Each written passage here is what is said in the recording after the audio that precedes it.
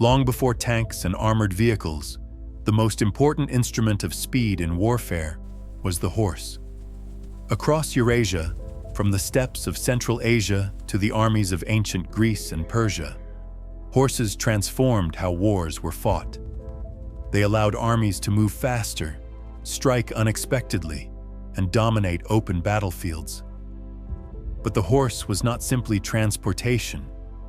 In the hands of trained riders, it became a weapon of mobility, shock, and psychological dominance. To understand ancient warfare, we must understand the war horse.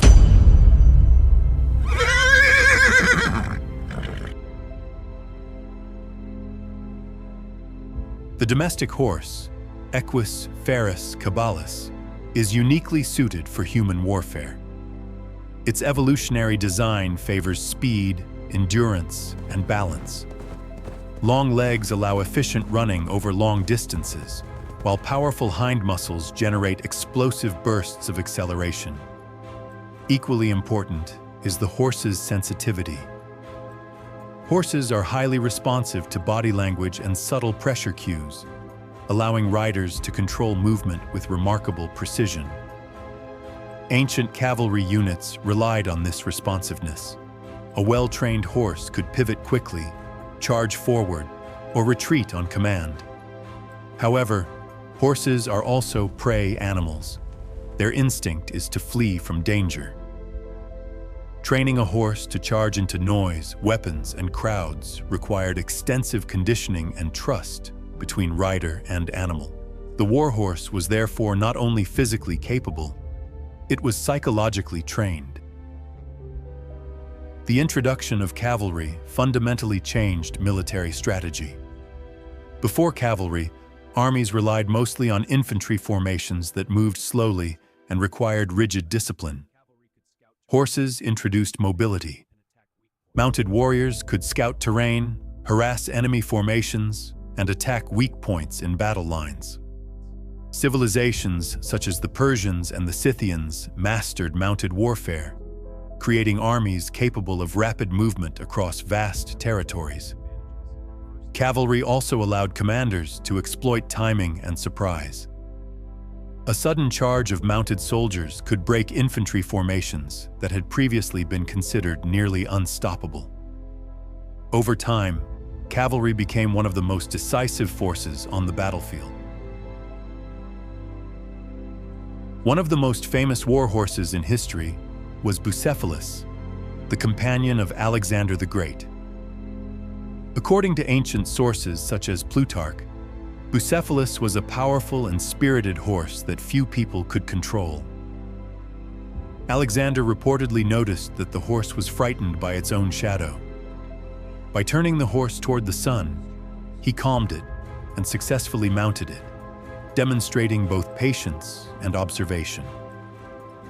Bucephalus accompanied Alexander throughout many of his military campaigns. The horse is said to have carried him in several major battles, including the famous Battle of the Hydaspes in 326 BCE against King Porus. After Bucephalus died, Alexander founded a city named Bucephala in the horse's honor. This story reflects the deep bond that could exist between cavalry commanders and their horses. In ancient warfare, a rider's effectiveness depended heavily on the strength and loyalty of the animal beneath them.